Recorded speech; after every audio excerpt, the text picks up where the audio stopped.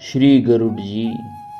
प्रजापति दक्ष की 13 कन्याएं महर्षि कश्यप से ब्याही गई थी। इनमें से कद्रु और विनता पुत्र कामना से बड़े अनुराग पूर्वक पति की सेवा करने लगी। सेवा से संतुष्ट महर्षि कश्यप ने जब दोनों को मनभावता वर मांगने को कहा तो कद्रु ने समान शक्ति वाले 1000 नागों को पुत्र रूप में पाने का वर मांगा। वीनता ने कद्रु के पुत्रों से सभी गुणों में श्रेष्ठ केवल 2 पुत्रों का वर मांगा। ऋषि ने एवमस्तु कहा। फलस्वरूप कालांतर में कद्रु ने 1000 और विनता ने 2 अंडे दिए। 500 वर्ष तक अंडों के सेवन करके अनंतर कद्रु के 1000 नागपुत्र तो अंडों से बाहर आ गए, परंतु विनता के अंडे ज्यों के त्यों रहे। अधीर होकर विनता ने एक अंडा स्वयं फोड़ डाला तो देखा कि पुत्र के शरीर का ऊपरी भाग पूर्ण रूप से विकसित एवं पुष्ट था, किंतु नीचे का आधा अंग अभी अधूरा रह गया था।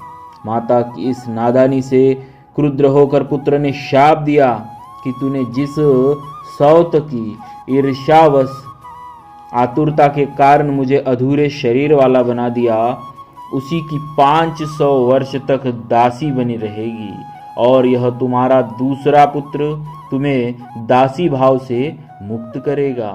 परंतु धैर्य रखना, कहीं आतुरता में इस अंडे को भी नहीं फोड़ देना। तेजोमय अरुण कांति के कारण विनता के उस प्रथम पुत्र का नाम अरुण पड़ा और ब्रह्मा जी की आज्ञा से वे सूर्य के सारथी बने। तदनंतर समय पूरा होने पर श्री गरुड़ जी का जन्म हुआ। उस समय प्रलय काल की अग्नि के समान प्रज्वलित एवं प्रकाशित हो रहे थे।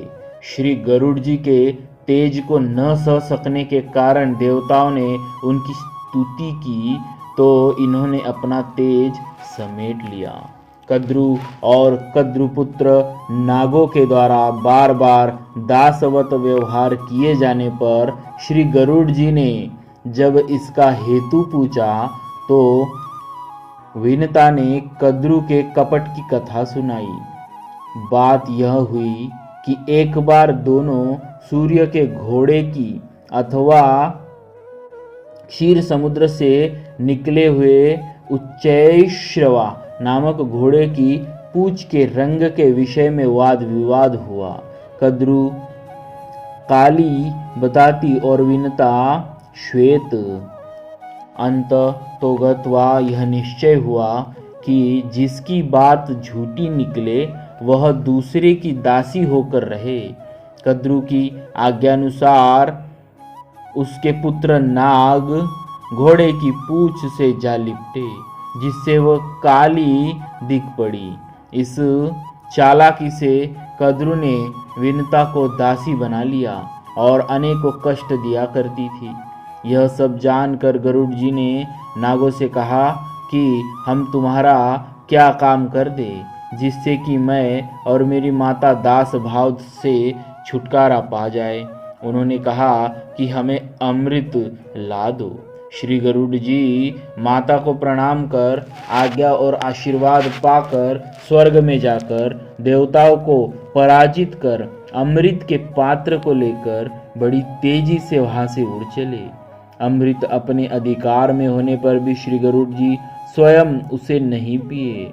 उनकी यह निष्पृहता देखकर भगवान विष्णु ने प्रसन्न होकर उन्हें बिना अमृत पान के ही अजर अमर होने का तथा अपनी ध्वजा पर स्थित रहने का एवं अपना वाहन बनने का परम दुर्लभ वरदान दिया।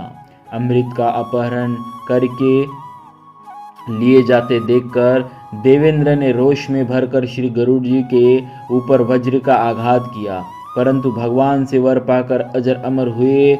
गरुड़ जी ने तो वज्र की मर्यादा रखने के लिए मुस्कुराकर अपना एक पंख मात्र गिरा दिया।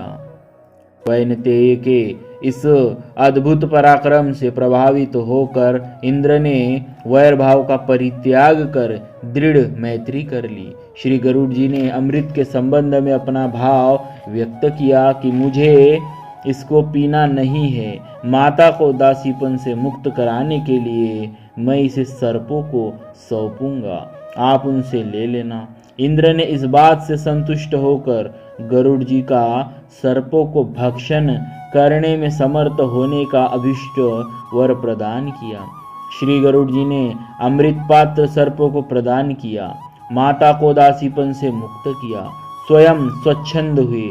सर्प अमृत को कुशों में छिपाकर स्नान करने चले गए।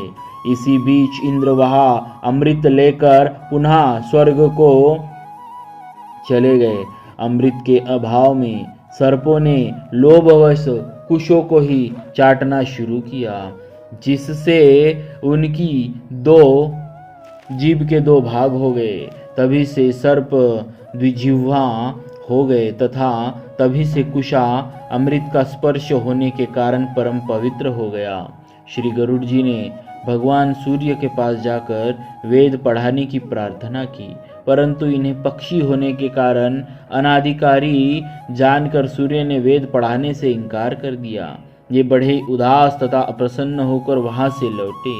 इनकी अप्रसन्नता देखकर सूर्य डर गए कि इनके बड़े भाई अरुण मेरे सारथी है, कहीं यह उन्हें भी लेकर चले गए तो मेरा सब काम बंद ही हो जाएगा।